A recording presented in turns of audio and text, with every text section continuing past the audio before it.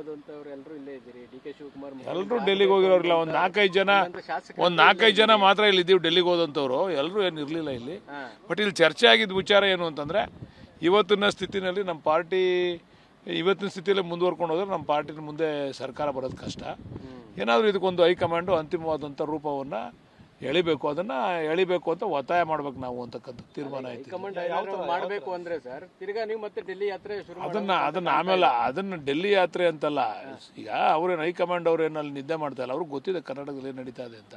ನಮಗೇನಾಗಿದೆ ಅಂದರೆ ಪ್ರತಿನಿತ್ಯ ಕ್ಷೇತ್ರಕ್ಕೆ ಹೋದರೆ ಬರೀ ಇದೇ ಚರ್ಚೆ. ನಮಗೊಂಥರ ಇರಿಟೇಟ್ ಆಗ್ತದೆ ಕ್ಷೇತ್ರಕ್ಕೆ ಹೋದರೆ. ಅದನ್ನು ಇರಿಟೇಷನನ್ನು ತಪ್ಪಿಸ್ಬೇಕು ಅಂತೇಳಿ ಹೈಕಮಾಂಡಲ್ಲಿ ಮನವಿ ಮಾಡಬೇಕು. ಅದನ್ನು ನೋಡೋಣ ಮುಂದೆ ಯಾವ ರೀತಿ ಇದು ಮಾತಾಡ್ಬೇಕು ಹೈಕಮಾಂಡ್ ಬಗ್ಗೆ. ಅದ್ರ ಬಗ್ಗೆ ದೆಹಲಿಗೆ ಹೋದಾಗ ಸಿಎಂ ಡಿ.ಸಿ.ಎಂ ಕರೆಯುವಂತ ತೀರ್ಮಾನ ತನಕ ಹೋಗಿತ್ತು. ಆಮೇಲೆ ಸೆಷನ್ ಇದ್ದ ಕಾರಣಕ್ಕಾಗಿ ಬೇಡ ಅಂತ ಆಗಿತ್ತು. ಸೆಷನ್ ಇಲ್ಲ, ಅದು ಅವ್ರನ್ನ ಕರಿಬೇಕು ಇವ್ರನ್ನ ನಾವು ನಮ್ದು ಸ್ಪಷ್ಟ. ಅವ್ರನ್ನ ಕರಿಬೇಕು ಇವ್ರನ್ನ ಕರಿಬೇಕು ಅಂತಕ್ಕಂಥದ್ದಲ್ಲ. ಇದಕ್ಕೆ ಹೈಕಮಾಂಡು ಇಂಟರ್ಫಿಯರ್ ಆಗಿ ಅಂತಿಮವಾದಂಥ ತೆರೆ ಎಳಿಬೇಕು ಅನ್ನೋದು. ನೀವು ಯಾರನ್ನ ಮಾಡ್ತೀರಾ ಅದು ಎರಡನೇ ಪ್ರಶ್ನೆ. ಮೊದಲನೇ ಪ್ರಶ್ನೆ, ಇದು ಚರ್ಚೆ ಕರ್ನಾಟಕದಲ್ಲಿ ಆಗ್ತಾ ಇದೆ, ನಾಳೆ ನಮಗೆ ಡ್ಯಾಮೇಜ್ ಆಗ್ತದೆ, ನಾವು ಯಾರು ಕೂಡ ಚುನಾವಣೆಯನ್ನು ಫೇಸ್ ಮಾಡೋದಕ್ಕೆ ಆಗೋದಿಲ್ಲ.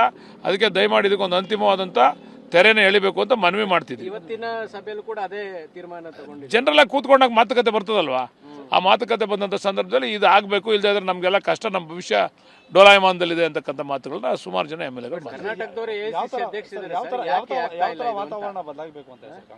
ತೀರ್ಮಾನ ಏನಾರ ಆಗಲಿ, ಇದು ಈ ಮಾತಾಡೋರು ಅವ್ರ ಬಗ್ಗೆ ಮಾತಾಡೋರು ಇವ್ರ ಬಗ್ಗೆ ಮಾತಾಡೋರಿಗೆಲ್ಲ ಸ್ಟಾಪ್ ಮಾಡಿಸ್ಬೇಕು ಅಂತಕ್ಕಂಥದ್ದು ನಮ್ಮ ಉದ್ದೇಶ.